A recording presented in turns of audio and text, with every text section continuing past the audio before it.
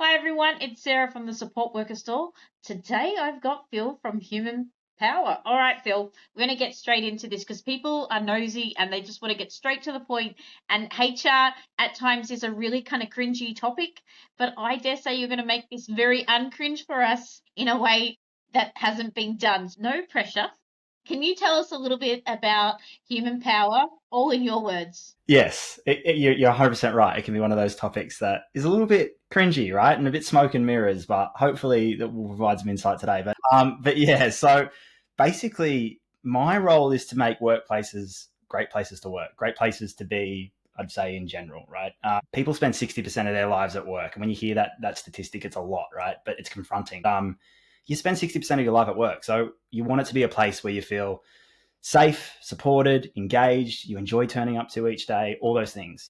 So that's just as important for a business owner to have staff that want to be there and, do the best work they can as it is for staff members to turn up each day and be like, this is where I want to be. I feel good. I went home. I spoke to my partner about it. I talked about how, the great things I did today.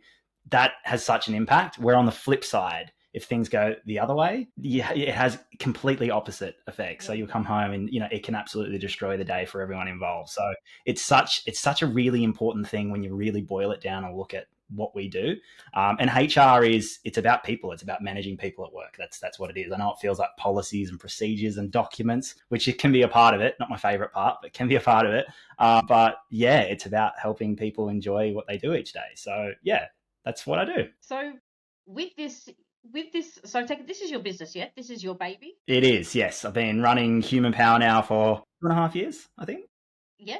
So did you say 2.5 years? Yes, yeah, 2.5 years now, yeah. All right. So when you decided to come running it, see, I'm so nosy, yeah. So I went straight into your LinkedIn and your websites and your social media, and I have to ask this question. What is with the title Leaders and Culture Cultivator? What does that actually look like on a Monday morning? That's a good question. So leader and culture cultivator. Leader's probably the key aspect there. It's about supporting people to be the best versions of themselves, kind of carrying on from question one that we talked about. Yeah. What's HR about? The leader aspect is there. It's helping people kind of like get to their outcome and giving them everything they need to achieve that. And then the culture cultivator piece is how do we do that on a mass scale? How can we identify the things that drive a group of people to produce great outcomes? That's pretty much the two things.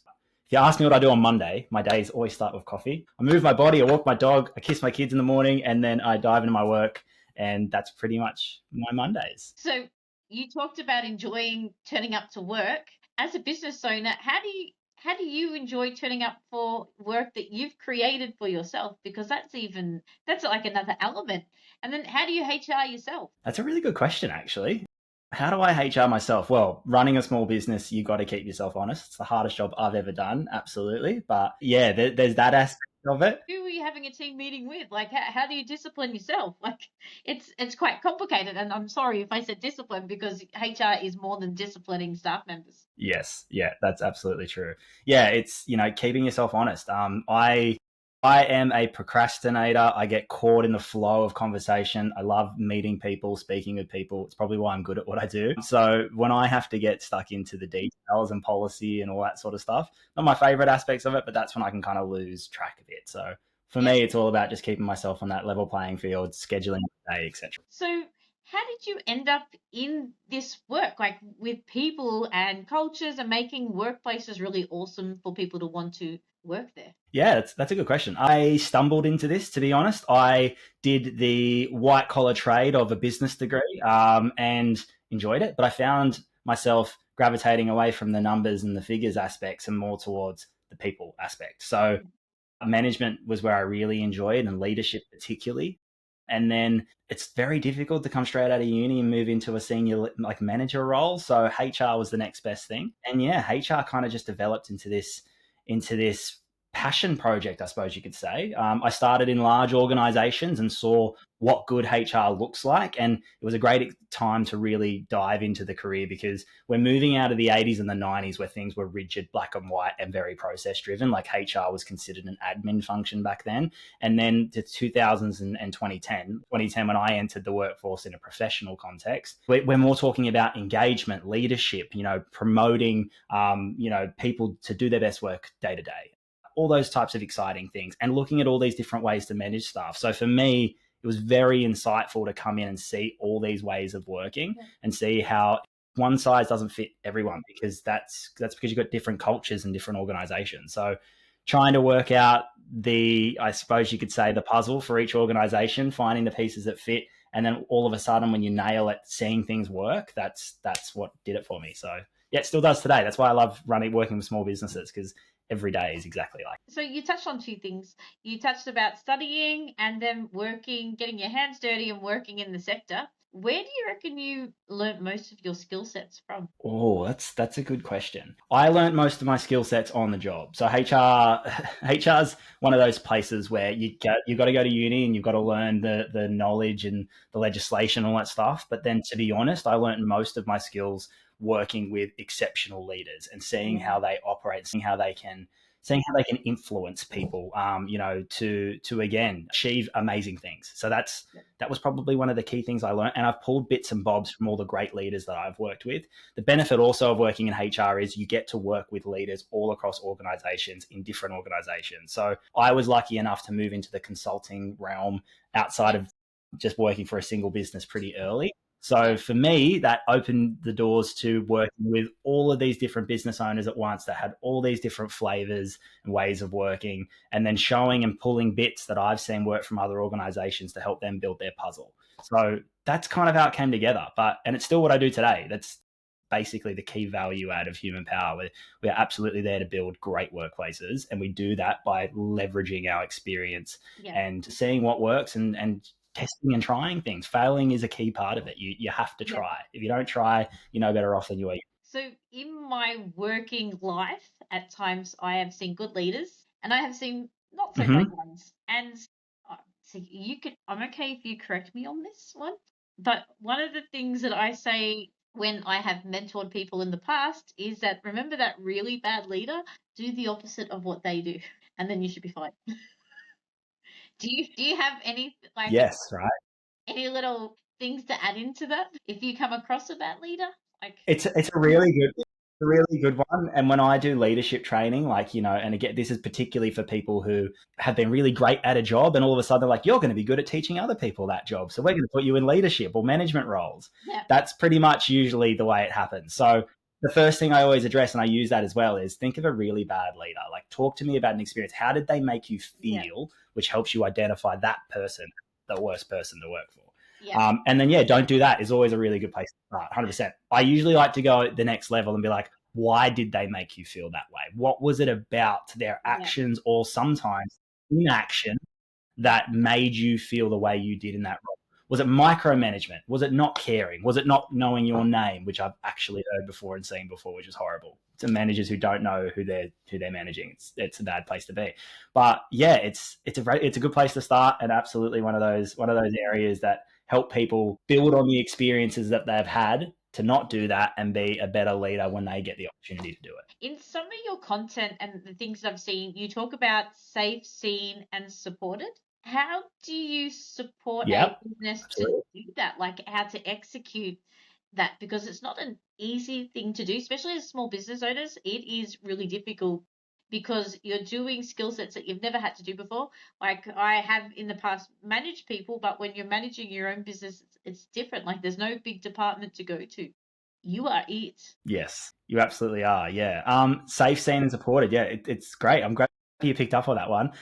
It's all about creating an environment where people feel comfortable to fail. That's the key part. When you're a small business owner and you got the nail on the head, you wear a hat stand of jobs and duties in an organization, often starting as all of them and slowly delegating hats to eventually you're wearing a couple, but you never really just wear one, unfortunately.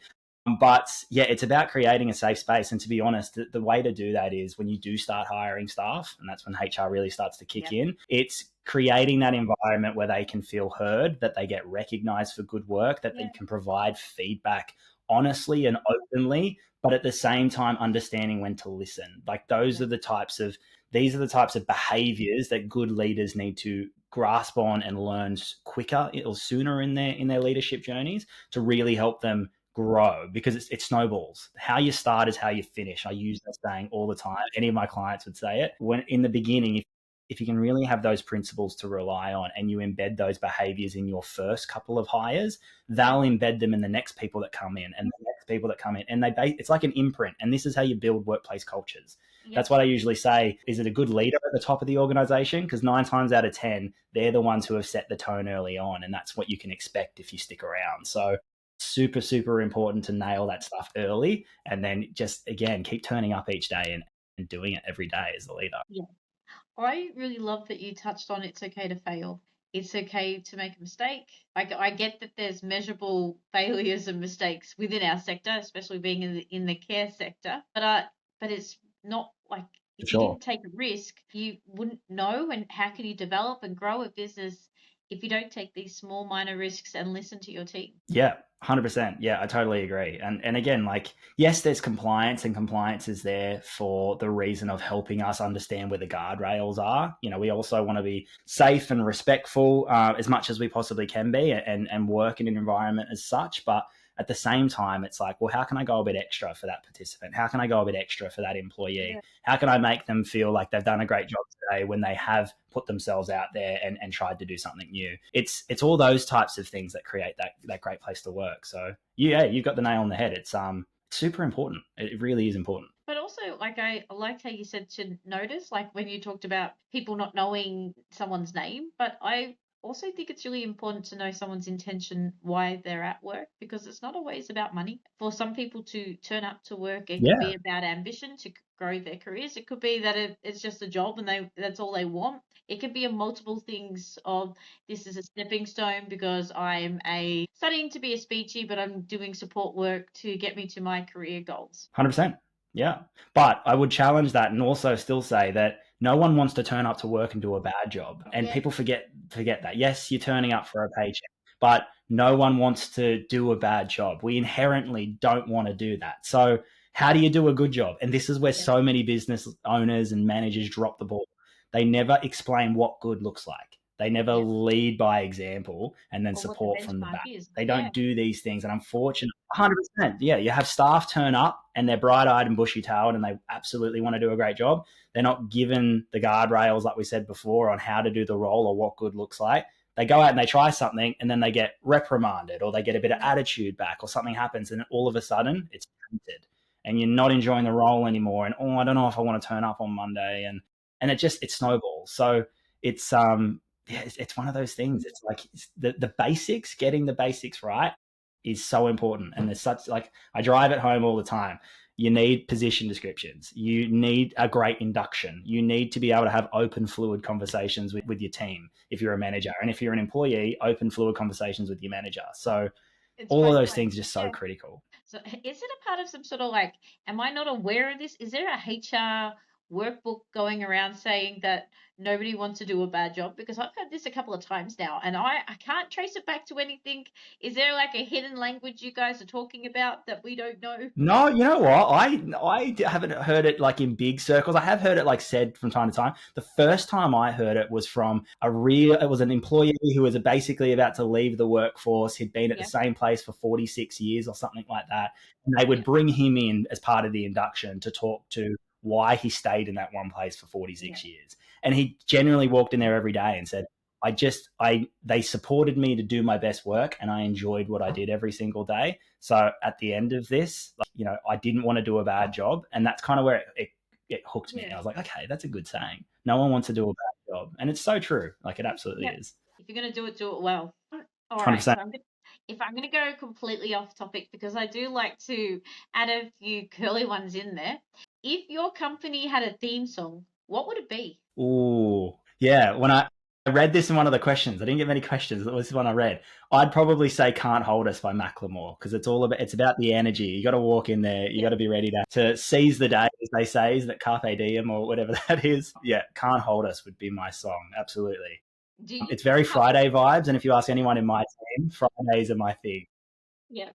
Do you like pump that up before you're gonna have like a tricky meeting or a conversation, or to start your day on a Monday morning, pump up some Macklemore? Yeah, it depends. You don't want to come in my job. You don't want to come in with the wrong energy into a certain situations. If you're going into a redundancy meeting, you don't really want to come in here.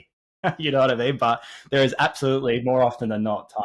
Yes. That's really hard because I know like in the support sector, we're very good at reading body language of the people that we serve. So when you're going into these really Mm, tricky meetings, how do you keep yourself like how do you keep yourself not getting emotionally attached? Because sometimes these are quite really hard meetings and they're not easy ones to be had and nobody wants to do them. Let's be honest. You didn't wake up on a Wednesday morning and thought, geez, wouldn't mind making somebody redundant today. Like that never, crosses your mind. it doesn't. No, and it's not. It's definitely. It's not the part of my role that I like really much at all. But there is a way to do it that carries respect that is Yeah. absolutely critical. And I Yeah. think good HR people and good managers or people in power in organizations that have to make these types of decisions understand that through and through. It's about Yeah. respect, and that needs to be given both on both sides of the table. Yeah. When it's a redundancy situation and the role, like for some reason the business isn't performing as well or something like that, and that role is no longer required, they're usually the easier ones to do because there's Yeah. understanding across the board, right? That employee, it's not as a result of them not doing their best job. It just hasn't gone that way, unfortunately, and sometimes that's just how it happens. Yeah. The harder ones are performance conduct issues Yeah. because someone has dropped the ball there. And as a result of that, we're now having a hard conversation. So that's where, if you can maintain the respect and you can support through it, 9 times out of 10, you can turn a lot of those things around. But Yeah. you need that respect from both sides. The hard part is, and it comes back to what I said before, you're dealing with people and people are Yeah. driven by emotion. So Yeah. you need to be able to identify that. You need to be able to sit with that, but you still need to be crystal on what we're trying to achieve and what needs to change for us to be able to achieve that together. You're getting HR feel here. This is that's what my partner calls me, HR feel, when I put that on. Yeah. But it's totally true, right? Like you absolutely just need to be able to strip a bit of the emotion, sit with it, identify that it's there, but identify where you're going as well, and then hold hands on trying to get there together. And if the respect drops down, that's when it becomes an unnice conversation. But Yeah. if both parties try and unfortunately you don't get there in the end, that's okay too, because everybody tried their best, and that's the important part. Well, besides all that like stuff that happens, what's the coolest part about growing a strong team for work? Well, the coolest part about it, the best part about it for me is I like the real messy situations. I call it firefighting. I like walking in with the building on fire, fire coming out the third story windows, because when you do actually make a change and you hear a staff member come in one day and be like, "This place feels different." Like, Yeah. yeah, I enjoyed coming into work today. When the first time you hear that comment, that's when you know you've actually made impactful change that's come Yeah. the whole way through. That's awesome.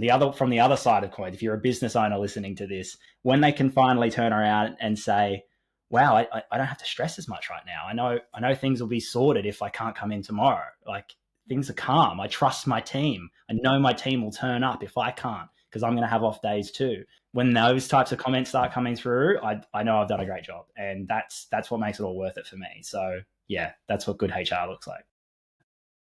So, when you walk into that situation, what is your first step to do to get it back on track? Create calm. Let people understand that there's a pathway through this. It's calm in the chaos. You would have heard that term before, but you need to be the level-headed one. You need to understand and let people voice their issues and their grievances. Be an ear that listens rather than someone who just turns around and responds. Yeah. Half the time when I walk into those situations, if it's a really bad one, I will spend at least my first 3 or 4 meetings just listening and Yeah. just pretty much not being a counselor, but the same effect, allowing people to feel safe in the environment and communicate exactly what it is. Because once I've identified the problems, then I can see, is it a systems issue? Is it because Yeah. something broke down or someone didn't uphold their part of the job, whatever? Or is it an individual that's toxic in the organization?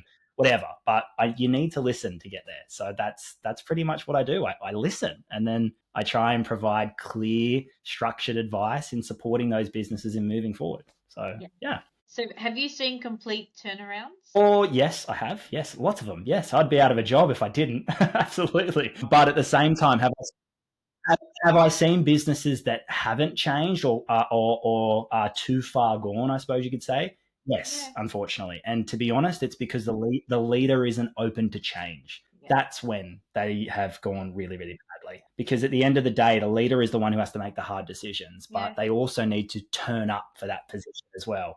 I always have this comment, and it's probably, I say it more often than not because it really rings true for a lot of businesses, and that is inaction is still action. It's just Yeah. not the best kind in most situations. Yeah. So if you have a leader at the top that knows there's a toxic person coming to work every day and ruining the environment for everyone and letting them go home in the afternoon upset and disgruntled, if they don't address that situation, then that's inaction, but it's still action, if that makes Yeah. sense. So that's those are the types of businesses that you just can't fix sometimes, because if the leader can't separate themselves from that and replace themselves as the problem, which more often than not in small businesses that doesn't really happen, but Yeah. those are the ones that are very difficult. And unfortunately, sometimes you just have to say, listen, I've done all the most I can here. But Yeah. more often than not, success stories, which is good.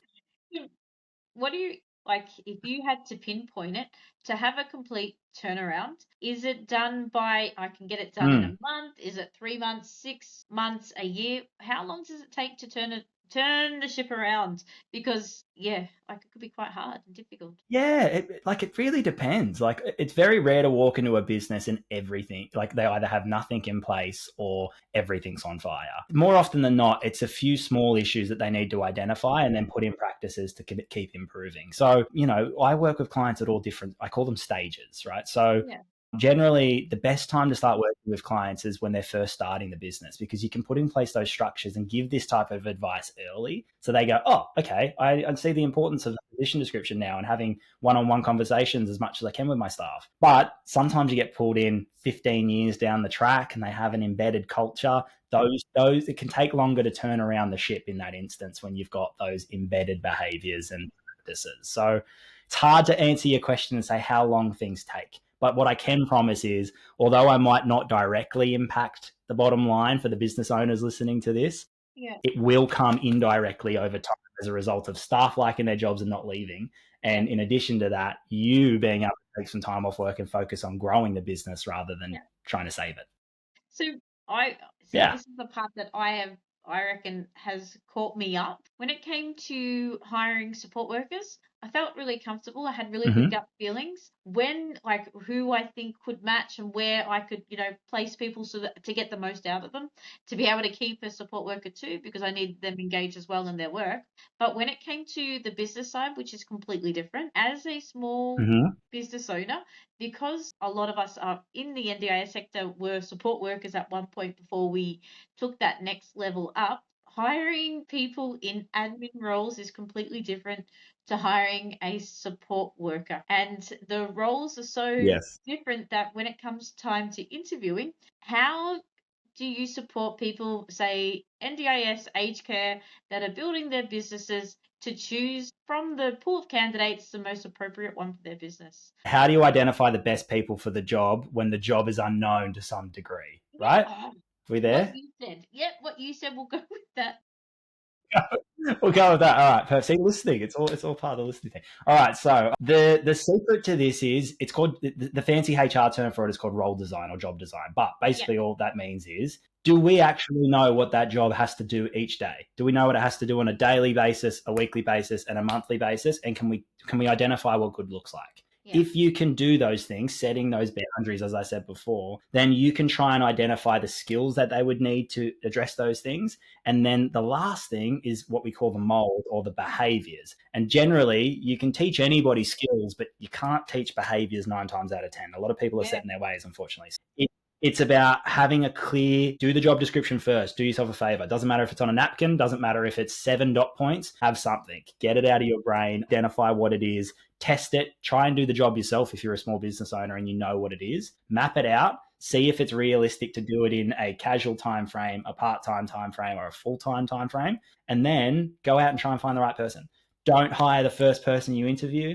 Please don't hire the 5th person you interview. My recommendation always, if you have people applying for jobs, is try and interview at least 7 to 10, because then you get a field. And then from that field, you can identify who has the skills, who has the behaviors, who could I work with each day? That's probably the last one to consider. Could I work with this person each day? Yeah. But yeah, that's what it is. Design the job first and choose the best person. I feel like gut intuition, like I know it's not probably what I should say, but it has a lot. I reckon when it came to support workers in particular, because this is an area that I know off by heart, that gut feeling I got when they were answering questions, how they felt and their mannerisms and how they work. And you're right, people do bring behavior forward, and I believe that people have patterns. So when you are interviewing and you're seeing resumes, you're seeing candidates, there tends to always be a pattern in a resume. For sure, yeah. I could give you a little hint here when it comes to interviewing. Do a 2-stage interview always. I like 3 if you've got the time, but we don't always have the time. So do a 2-stage interview. Here's why.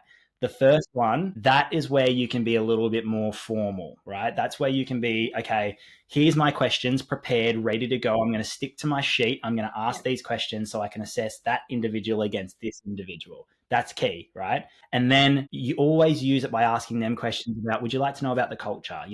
And get to know them a little bit, just a little bit.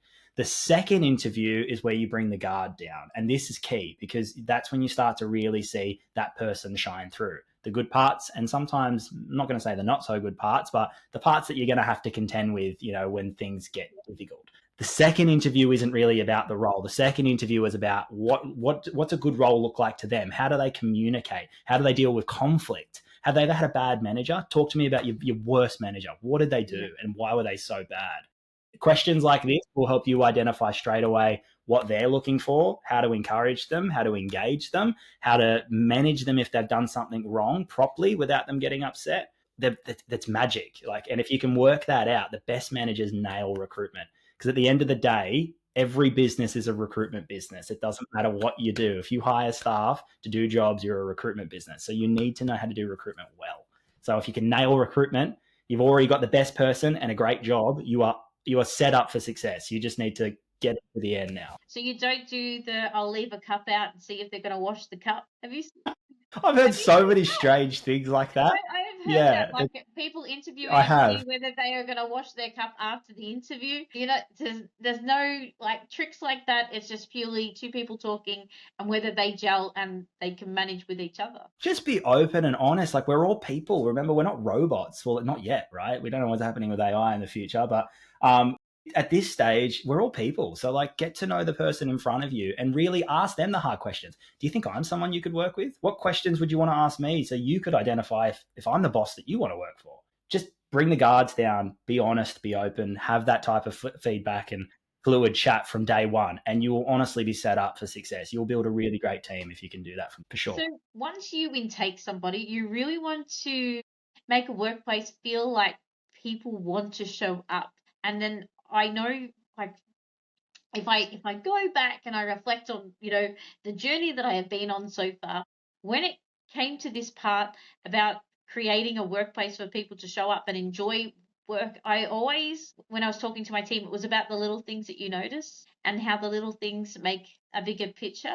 In your experience, what do you feel helps create a workplace that people want to show up for and, be a part of the dream, part of the team and the vision that the company has? Yeah. So we're talking about leadership again here, right? So let's just set the scene. We've identified the roles that we need for this business to work well, right? We've identified what good looks like in each one of these jobs.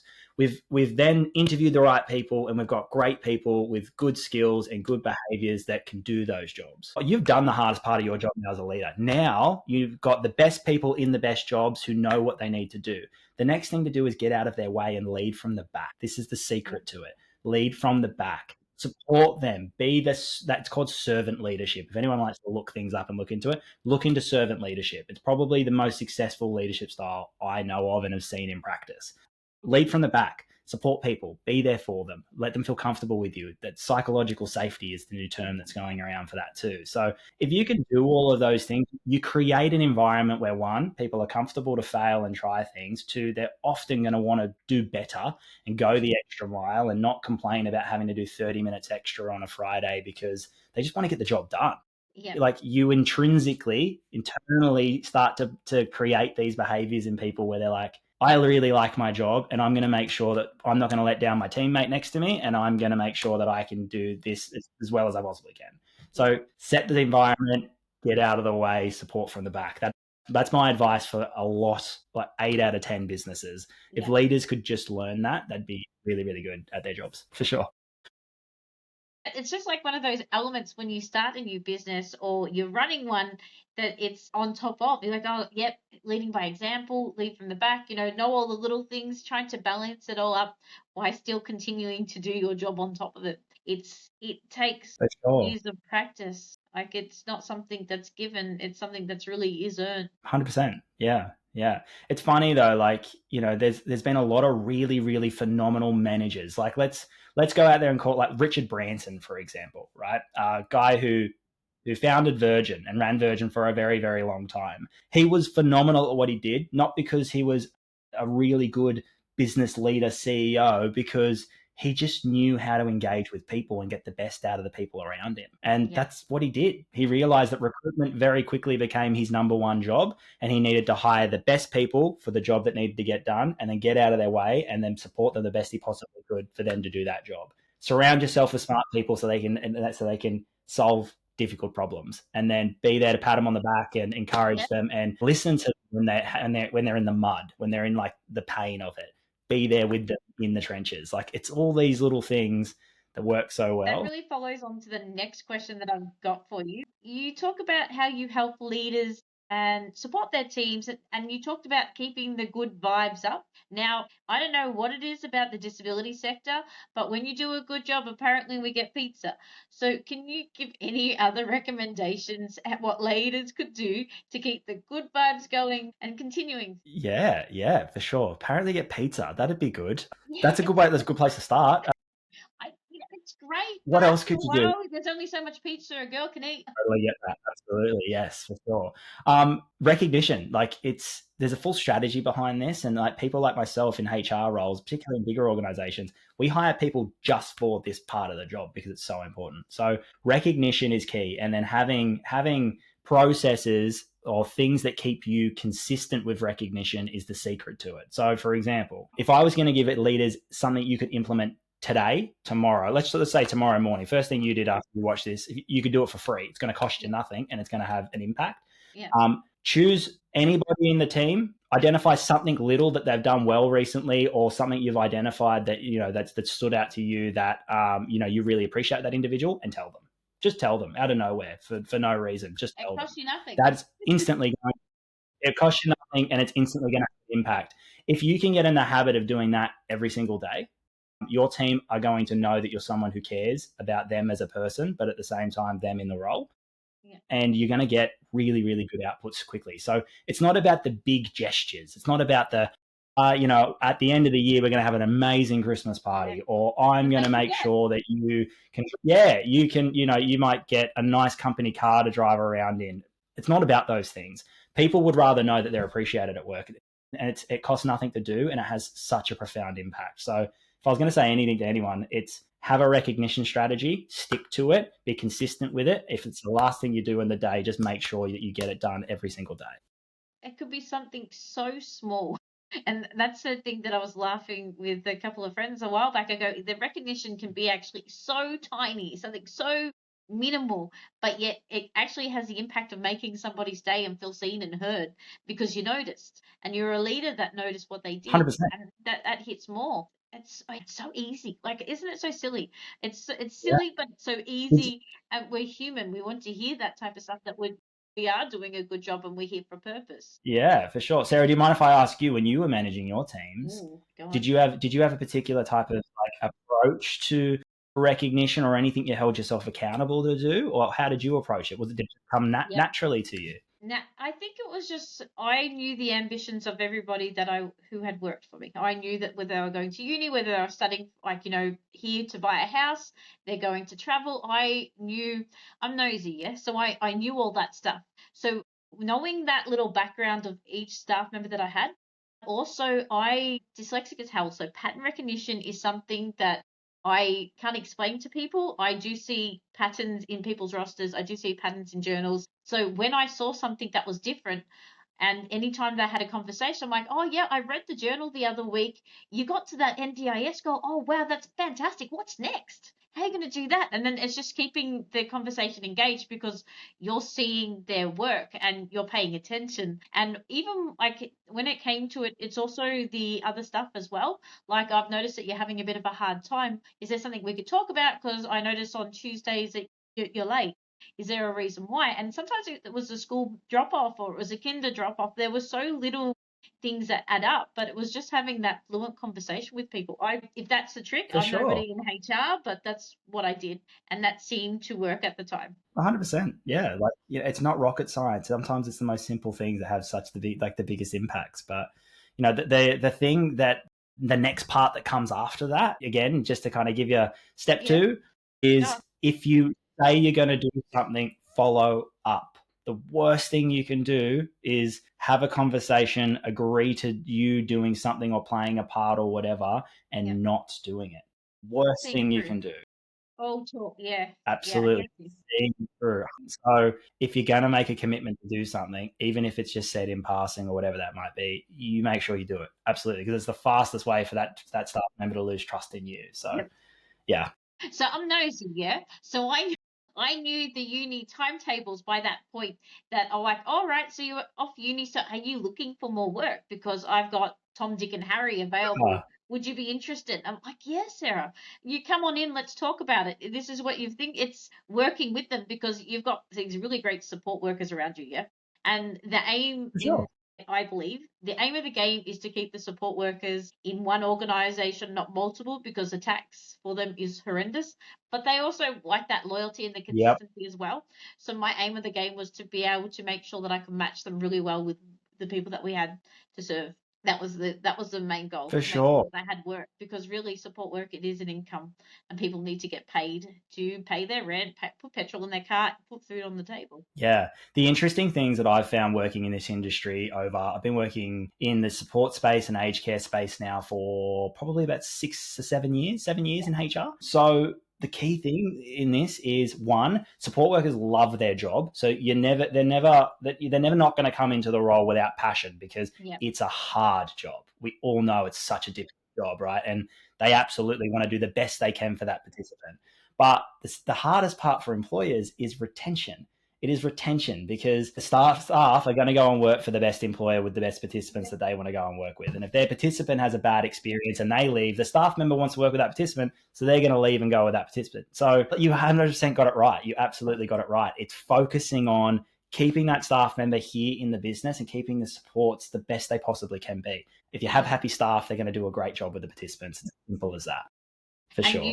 I find you get more from it because if you can prove that, look, I know that within your funding right now that you've got some leftover funding that you wanted to spend at the end of the year, being summertime, you want to go to the beach. I know that Sally's off uni. Is that something that you would be interested in? And you build it that way. Yeah, I would like to go to the beach with Sally on Saturday. That's a fantastic idea. You build it that way, but that's my secret. That's all I did.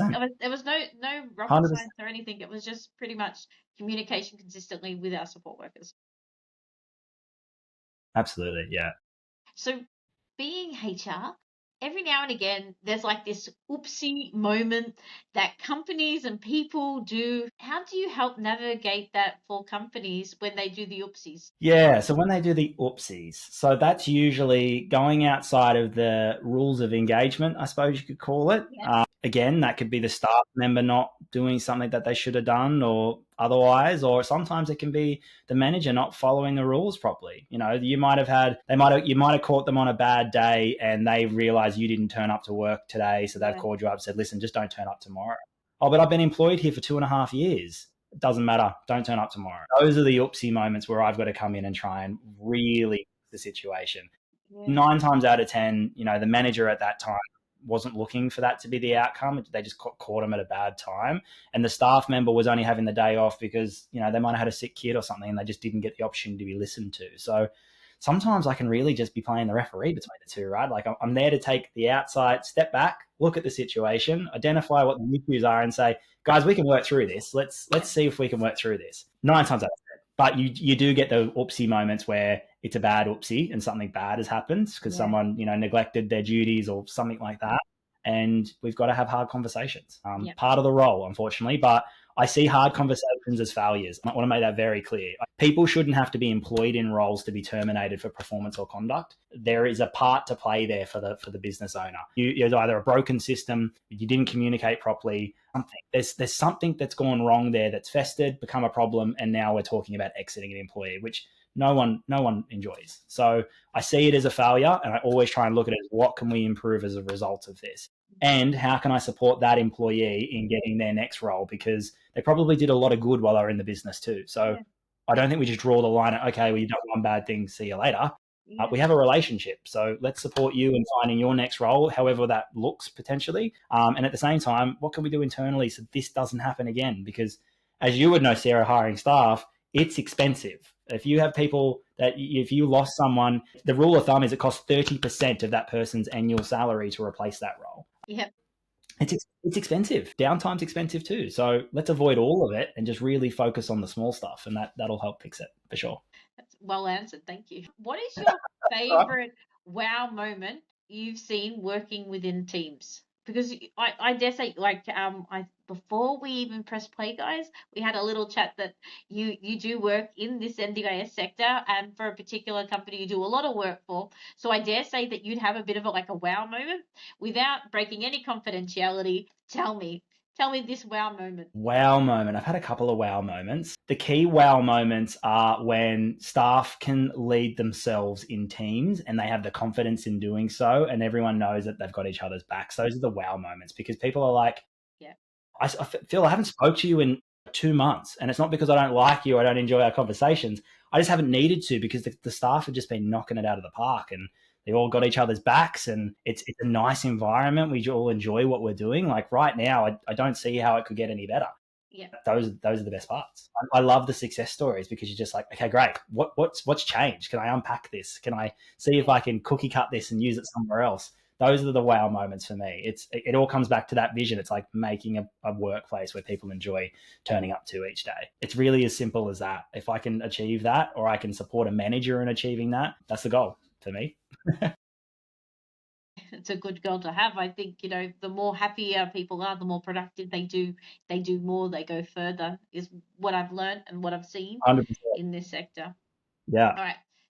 You're not engaging me to be here indefinitely. The goal for me is to come in, set up the structures, work with you on adopting these behaviors and practices, get to that point where you're like, Phil, we haven't needed to speak to you in a month or 2 months or whatever. And then we have touch points when you need to, so we can keep improving that system. That's the goal. It's not here for a short time and a good time, not a long time. That's pretty much what we're after. So, yeah.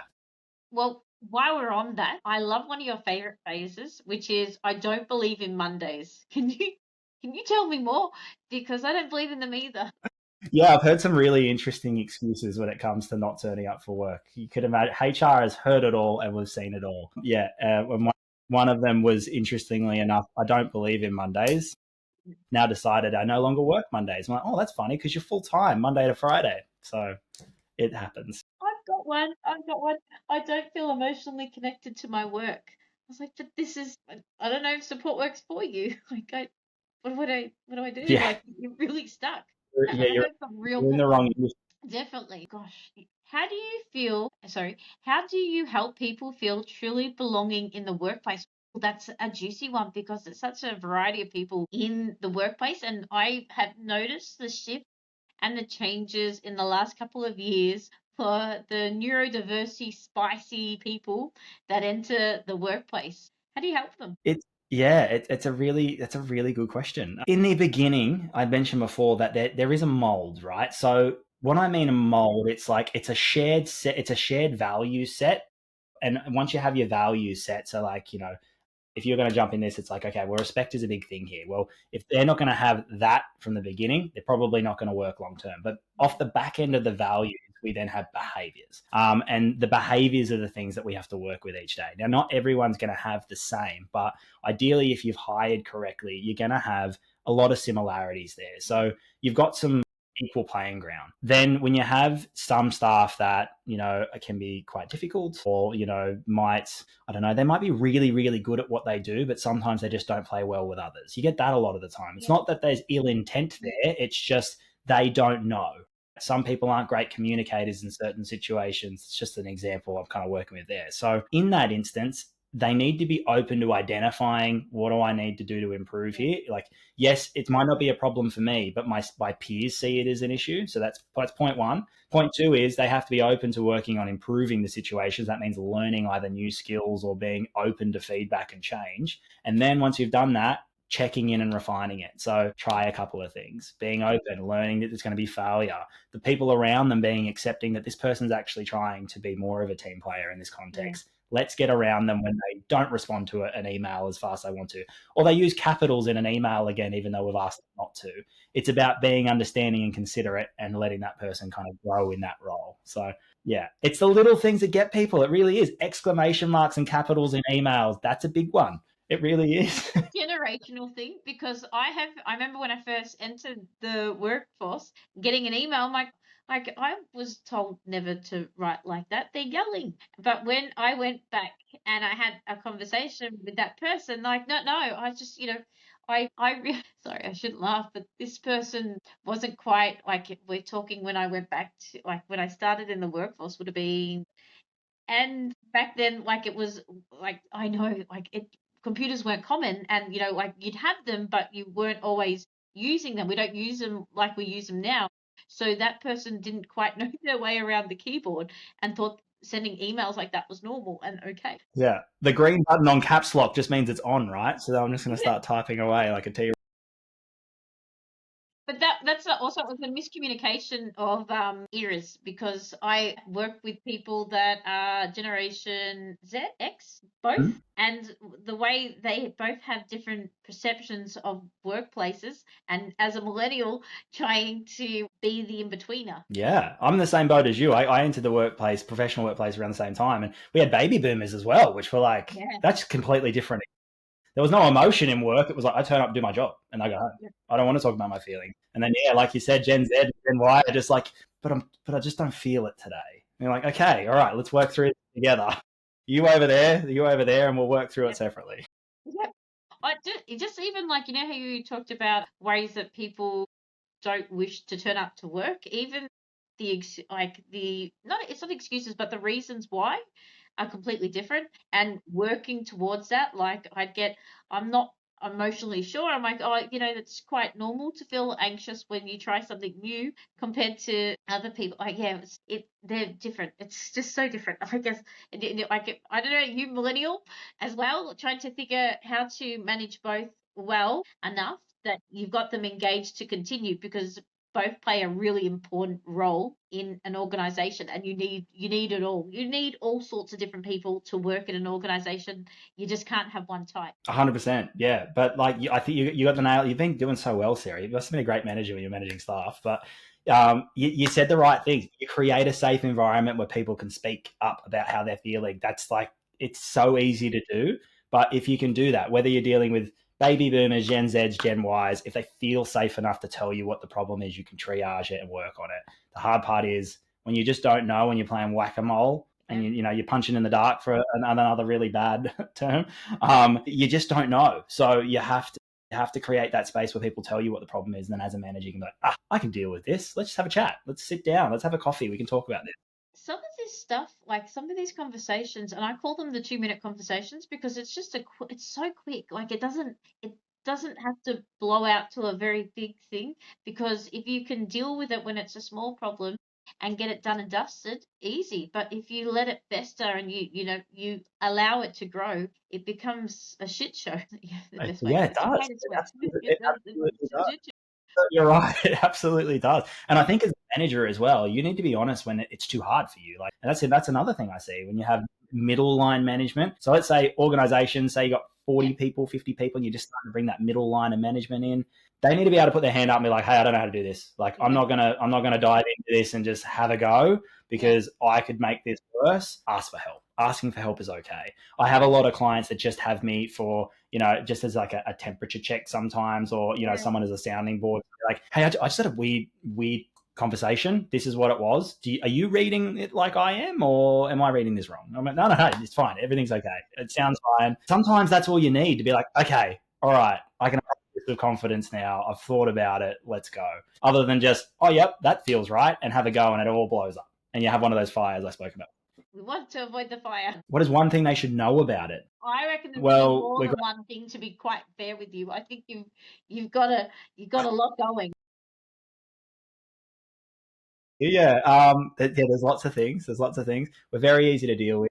If I had to boil it down, I try and make the complex simple. That's what it needs to be. You don't need to talk about these big HR jargony legal terms, because a lot of my job as well is legal and compliance, because you need to know the rules, right? So it's a fair playing field. It's just boiling that down so it makes sense for people. So they can be like, oh, so that's just what it means. Yeah, that's just what it means. Oh, so that's what the award says. Yeah, that's what it is. Sometimes that's going to be an employee calling up being like, oh, I want to take parental leave and this is what I know it is, and just talking them through what the differences are and how it works. So having that understanding, being able to make the complex simple, and being able to listen and kind of sometimes just, I know this sounds silly, and I heard it from Simon Sinek the other day, but it absolutely rings true, and I find myself doing it all the time. It's just sitting in the mud with someone. Sometimes not telling them how to fix a problem, but sitting with them and being like, this must be hard for you. Like, I can totally appreciate that this is so overwhelming right now. Like, we don't need to fix it right now. We can just sit here and just sit with it. And then once we've kind of got through that emotional piece, then let's fix this. How are we going to do it? So, and also that validation, like, you know what? I probably would have done what you did. Like, yep, that makes sense to me. I saw the cards that were there, and I probably would have played the same hand. That type of validation. Yeah, but like, again, a lot of my clients just really get a lot of value just being able to pick up the phone and be like, hey, Phil, so this has happened again, or hey, I don't know what to do here. That, like, there's a lot of value add in just that. And then the opportunity I get to work in businesses more as well. Obviously, I can do that at a much larger scale. So that's my job. If you could ever write an anonymous tell-all book about HR and workplace drama, do you sometimes, like, when you go home and you see your partner, and I know you can't say everything, but be like, whoa, if you thought I have heard the unthinkable today? I've had some whoppers, absolutely. Yes, particularly around Christmas party times of year. That's the worst time of year for HR. I've learnt now that HR will go to the first half of the Christmas party when I want to be there for the second part. Yeah. We'll leave that. So with your business and as it grows, what is one of the big dreams that you have for workplaces in Aussie businesses, like in Australia? Like, what big dreams do you have? For sure, yeah. So, like, my main space that I focus my time and efforts, and my point of difference is I focus on small to medium-sized businesses, right? So businesses up to that really 150 mark, but I really like that under 100 mark. Even down to like 5 people. I work with some like accountancy firms, 5 people, great businesses to work in. So that's the space where I want to make impact. But the piece for me is, if I could achieve anything, it's not, HR shouldn't be reactive anymore. It needs to be something that's front of mind for people. They need to understand that HR isn't just policy and process. It's about managing people. And if you have a business and you have people in that business, you do HR. Whether you like it or you don't like it, you do HR. So if you can learn to do it well and just be open-minded and be like, oh, okay, so there's different ways to approach this, you will go a long way. But it's okay not to know, because like you said, you might have been really good at being a support worker. You're like, I could run a great business. Like, I could have great participants. I know how to hire great staff. Well, I know great staff. I know what good looks like.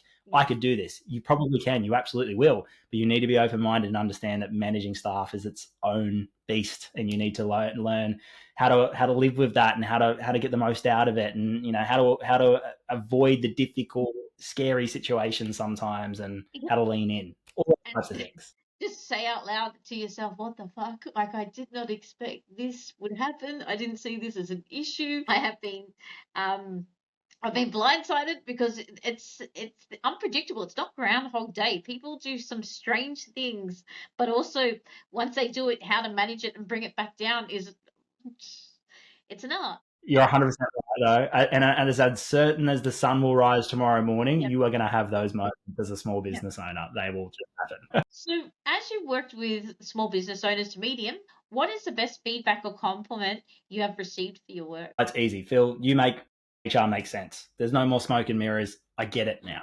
I get it now. That's pretty much the main compliment, or like the key feedback I like to get. Oh, I get that now. Yeah, okay, I can do this. Yeah, thank you. That's the key piece for me, for sure. And again, the more I can help staff get that, and the more I can get the management team getting that, and then most importantly, if I can get the leader doing that at the top of the business, then yeah, it all comes together, and it just becomes this great place to work. And because it's such a scary topic for a lot of people, because when they say HR, you're like, oh no, like, HR's involved. Like, there's like that element of fear to it. To be able to make it make sense and make people to feel comfortable, that is a skill set. So 100%. So if anybody or any people wanting to open up a business, or a business provider watching in the NDIS, aged care, or any sector really, are looking to connect with you, what is the best way to connect to you? Yeah, great question. So you can connect with me through all the socials I've got. You can reach out on our webpage as well, and you can find out plenty of information. We offer, I really want to give some type of value to each type of client we get. Some clients don't need me to be in there with them doing it for them. And to be honest, a lot of them in the first few stages, you kind of got to DIY it. So most recently I've stood up this new platform, which is called DIY HR, good term for it. But I give you, just like we've done in this video today, I give you the tools you need. And I've got videos of me being like, hey, this is how you use this tool, and this is how you do it properly. And then without all the jargon and the complexity, this is what it does. This is how you use it. And if you have any issues, this is how you contact me and my team. So we've done that. So that's like for the intro. If you're not going to do anything, I'd recommend, it's a very, very small investment for huge impact in your business. So if you could stand something like that up and have a go at doing yourself, do it. If you need us, the done for you approach, we can come in and help out. That's what I'd recommend. But turning your nose up and thinking HR is not going to become a problem is as bad as putting your head in the sand. It will absolutely come up and bite you when you least expect it. So if you can get in front of this, and you have an obligation to, if you're a good leader and you're a good manager and you want to run a great business, you have an obligation to put HR at the top next to, are we making money and are our participants happy? It needs to be there, because at the end of the day, you want to have happy staff that then provide a great service. So yeah, absolutely. So to get connected, is it through your website? Is it LinkedIn? Is it Instagram? Is it TikTok? Where do we find you? Yeah, absolutely. I'll share some stuff afterwards. Maybe we can put it in the link below the video. Easy. Yeah, I've got a link there. You can book in 15 minutes with me, free of charge. I'll just sit down, just want to hear about your business and what you do, and then hopefully you can get some value out of that. Beautiful. So that's it. Now, to leave us with 3 words to describe human power, what would that be? Oh, I had a good think about this. I'm going to start with human. We are absolutely human. As much as HR can kind of be, you expect this suit walking in the room and it's going to be, kind of like a lawyer type situation. As much as you think it's that, we are absolutely people. And if you could take anything from an engagement with me, I think you'll leave it being like, oh, okay, yeah, he's a person trying to do the best he possibly can. So human is what it is. All my staff are the same as me. We all have that same approach. I'd say brave is the second one, because I think you need to be brave in this. You need to be willing to put yourself out there to be able to really show people that you genuinely care, because that's what it's about. Businesses need to know we care about them and what their goals are, and staff need to care that we care about them and their safety and their feelings and everything they're working for too. So you have to be brave to achieve that. And the last one, I think, is practical. As much as all of this kind of sounds a little bit wishy-washy and like, talking about feelings and trying to drive, engagement, you still have to have practice and process behind things. And that's where the practicality piece comes in. So setting up those structures to make real impact through consistent practices. Yeah, practical, I would say. Brave, practical, and most importantly, human. Well, thank you for joining on the podcast today. Stay on the line. And yeah, oh my God. No,